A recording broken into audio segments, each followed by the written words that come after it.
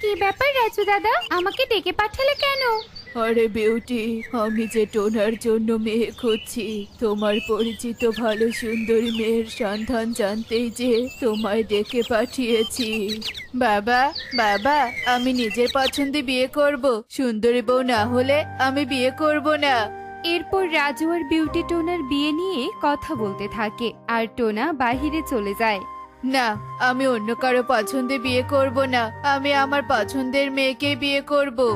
এরপর টোনা উড়তে থাকে আর বনে ঘুরে ঘুরে মেয়ে খুঁজতে থাকে।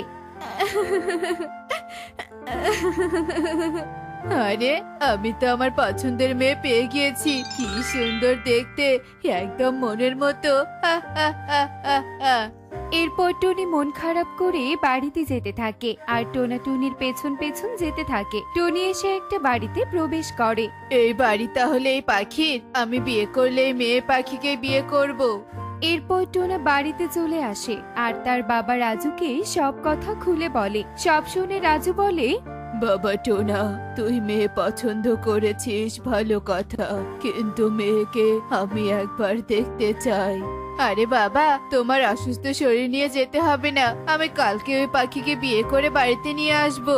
এভাবেই টোনা তার বাবা রাজুকে থামিয়ে দেয় আর এভাবেই কেটে যায় সেই দিনটি। টোনা বরের সাজে তার বাবার সামনে হাজির হয়।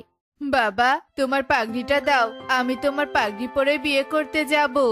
এরপর টোনা বরবেশে টুনির বাড়িতে চলে যায় আর সব ঘটনা টুনির মা মিনুকে খুলে বলে। বাবা টোনা, তোমার কোনো কিছু জানার থাকলে আমাকে বলতে পারো। তুমি কি সব জেনে আমার মেয়েকে বিয়ে করতে এসেছো? জি শাশুড়ি মা, আমার আর কিছু জানার নেই, আমি যেটুকু জেনেছি তা দেখে আপনার মেয়েকে বিয়ে করতে এসেছি। তুমি এখানেই দাঁড়াও বাবা, আমি আমার মেয়ে টুনিকে সাজিয়ে নিয়ে আসি। এরপর মিনু টুনিকে নিয়ে অন্য ঘরে চলে যায় আর বেশ কিছুক্ষণ পর টুনিকে বউ বেশে সাজিয়ে নিয়ে আসে। টোনা যেন টুনিকে বউ বেশে দেখে চোখ সরাতেই পারছে না। বাবা টোনা, আজকে থেকে আমার মেয়ে টুনির দায়িত্ব তোমার, তুমি ওকে একদম অবহেলা করো না। এরপর টোনা টুনিকে বিয়ে করে বাড়িতে চলে আসে। এদিকে রাজুর অপেক্ষার প্রহর শেষ হয়। বাবা টোনা, তুই তো একদম সত্যি বলেছিলি, মেয়ে যে একদম পরীর মতো সুন্দরী। তোরা একদম রাজচটুক হয়েছিস। তা মা, তোমার নাম কি? বাবা, ওর নাম হলো টুনি। তা মা, তুমি কি রান্না করতে পারো? আমার ছেলে যে খেতে খুব পছন্দ করে। আরে বাবা, ও রান্না না পারলেও আমার সমস্যা নেই, আমি ঠিক শিখিয়ে দিব। আরে টোনা, সব কথা তুই বলছিস কেন? টুনি, তুমি কেন চুপ করে আছো? তুমি কি বোবা নাকি? না না না বাবা, আমি বোবা নই। আমি তোতলা। তাই তো কথা কম বলি। টোনের তোতলানোর কথা শুনে টোনা অবাক হয়ে যায় আর মুহূর্তেই টোনা আর রাজুর হাসি মুখ ফ্যাকাশে হয়ে যায়। হায় সৃষ্টিকর্তা, হে আমার সাথে কি হলো? শেষে কিনা তোতলা বউ বিয়ে করে আনলাম। হায় হায় রে টোনা, তুই আমার একমাত্র ছেলে, তোকে আমি কত ভালো মেয়ের সাথে বিয়ে দিতে পারতাম, আর তুই কিনা একা একা একটা তোতলা মেয়ে পাখিকে বিয়ে করে নিয়ে এলি। আমাকে দেখতেও যেতে দিলি না। বনের সবাই যদি শোনে তোর বউ তোতলা, তাহলে যে সবাই হাসাহাসি করবে। তোমরা এমন করে কথা বলছো কেন?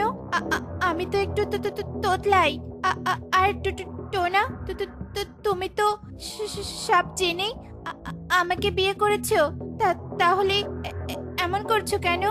শোন টুনি, বাড়িতে বনের অন্য পাখিরা আসলে তুই একদম চুপ থাকবি, কোনো কথা বলবি না, এই বলে দিলাম। এরপর টোনা টুনির সাথে খারাপ ব্যবহার করতে থাকে আর টুনি মন খারাপ করে ঘরে চলে যায়। দিন দিন টোনার খারাপ ব্যবহার বাড়তেই থাকে আর এভাবেই কেটে যায় বেশ কিছুদিন। হিরে টোনা, শুনলাম বিয়ে করেছিস আর তোর বউ নাকি দেখতে একদম পরীর মতো সুন্দরী। তা কোথায় তোর বউ? ডাক দেখি। হ্যাঁ হ্যাঁ টোনা, ডাক ডাক, তোর বউকে আমরাও দেখে চোখ জুড়াই। আরে আরে, সত্যি তো, টোনার বউ যে দেখতে অনেক সুন্দরী। তা মেয়ে, তোমার নাম কি? সংসারের কাজ কি পারো? আর না পারলে দিদিদের বলো কিন্তু। সবাই কথা বলতে থাকে, কিন্তু টুনি কোনো কথা না বলে সবার কথায় মাথা নাড়ায়, কারণ টোনা তাকে নিষেধ করেছে বনের কোনো পাখির সামনে মুখ খুলতে। আরে এই মেয়ে দেখে একদম কথাই বলে না। কিরে টোনা, তোর বউ দেখে ভালোই অহংকারী। কোথায় আমরা নতুন এসেছি, আমাদের আপ্যায়ন করবে, তা না করে এখানে চুপ করে দাঁড়িয়ে আছে।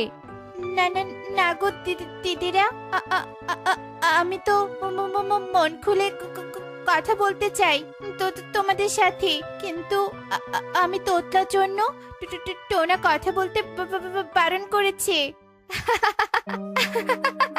কিরে টোনা, খুব তো বলেছিলি নিজের পছন্দে বিয়ে করবি, এই তোর পছন্দ? শেষে কিনা তোতলা একটা মেয়েকে বিয়ে করেছিস। কত সাত করে এসেছিলাম টোনার বউকে দেখবো বলে, এসে দেখলাম কিনা তোতলা পাখি। তোমরা কেন আমাকে এভাবে বলছো? আমি একা একা কি তোতলা হয়েছি? সৃষ্টিকর্তা যে আমাকে তোতলা বানিয়েছে। তোকে এত কথা কে বলতে বলেছে? যা বলছি যা, আমার চোখের সামন থেকে যা। এরপর টুনির তোতলানো দেখে সবাই অপমানের সুরে হাসতে থাকে, আর টুনি মনে কষ্ট পেয়ে সেখান থেকে চলে যায়। বাবা, ও বাবা, কোথায় তুমি? এদিকে এসো। আমি এই তোতলা টুনির সাথে আর সংসার করতে চাই না। এই তোতলা টুনিকে বিয়ে করে বনে হাসির পাত্র হয়ে গেছি। টোনা, এসব তুমি কি বলছো? তুমি আমাকে তাড়িয়ে দিলে, আমি কোথায় যাব? তোতলার জন্য কেউ আমাকে বিয়ে করতে চাইতো না, আর তুমি কি না বিয়ে করেও তাড়িয়ে দিচ্ছ? এমন করো না টোনা, এমন করো না। এরপর টোনা টুনিকে আরো বেশি অপমান করতে থাকে, আর একসময় টুনি অপমান সহ্য করতে না পেরে বাড়ি থেকে বেরিয়ে যায়, আর একটা নদীর পাড়ে বসে মনের দুঃখে কান্না করতে থাকে। হায় সৃষ্টিকর্তা, তুমি কেন আমাকে তোতলা বানালি? এই তোতলা দেখে সবাই যে আমাকে নিয়ে হাসি ঠাট্টা করে। টোরা যে আমাকে বাড়ি থেকে বের করে দিল। আমি এখন কোথায় যাব? টুনির এমন কান্না নদীর পানিতে থাকা জলপরি শুনতে পায়, আর মনে কৌতূহল নিয়ে পানির ওপরে উঠে আসে। কে তুমি সুন্দর পাখি? এখানে বসে এভাবে অসহায়ের মতো কান্না করছো কেন? তোমার কি হয়েছে? জলপরি, তুমি শুনবে আমার কষ্টের কথা। আমি যে অনেক অসহায় জলপরি। এরপর টুনি সব কথা জলপরীকে খুলে বলে, আর সব শুনে জলপরি বলে, ও এই ব্যাপার মিষ্টি পাখি, তুমি একদম কষ্ট পেও না। আমি এক্ষুনি ঠিক করে দিচ্ছি আমার এই সোনার কাঠি আর রূপোর কাঠি ছুঁয়ে। এরপর জলপরি টুনির মাথায় তার হাতে থাকা সোনার কাঠি আর রূপোর কাঠি ছুঁয়ে দেয়, আর টুনি একদম ভালো হয়ে যায়। আমি যে একদম ভালো করে কথা বলতে পারছি, কিন্তু জলপরি তুমি আমাকে হঠাৎ কেন সাহায্য করলে?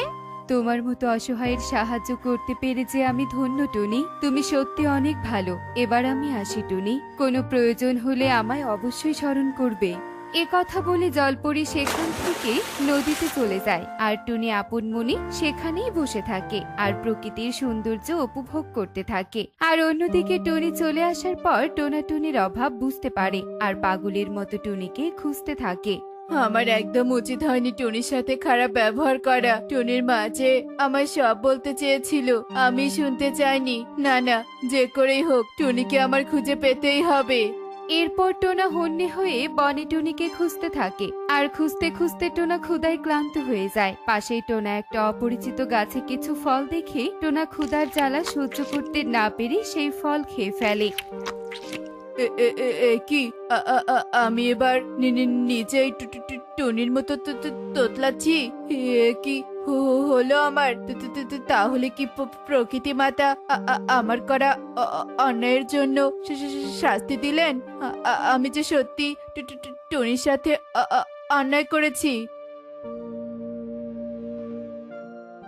এরপর টোনা টুনিকে খুঁজে পায়, আর সে সব কথা টুনিকে খুলে বলে, আর নিজের করা ভুলের জন্য টুনির কাছে ক্ষমা চায়। সব শুনে টুনি বলে, তুমি একদম মন খারাপ করো না টোনা, তুমি যেমন তেমনই আমার কাছে সুন্দর। তোমার সব খারাপ পরিস্থিতিতে আমি তোমার সঙ্গ দিব টোনা। এরপর টোনা আর টুনি সব ভুলে সুখেই সংসার করতে থাকে। তো বন্ধুরা, দেখলে তো, কারো শারীরিক ত্রুটি নিয়ে উপহাস করা উচিত নয়, কারণ ভাগ্যচক্র যে কারো জীবনে যে কোনো সময় একই পরিস্থিতি সৃষ্টি করতে পারে। এমনই সব মজার মজার শিক্ষণীয় টুনি পাখির গল্প দেখতে আমাদের সাথেই থেকো। আর গল্পটি কেমন হয়েছে তা কমেন্টে জানাতে ভুলো না কিন্তু। Bye bye.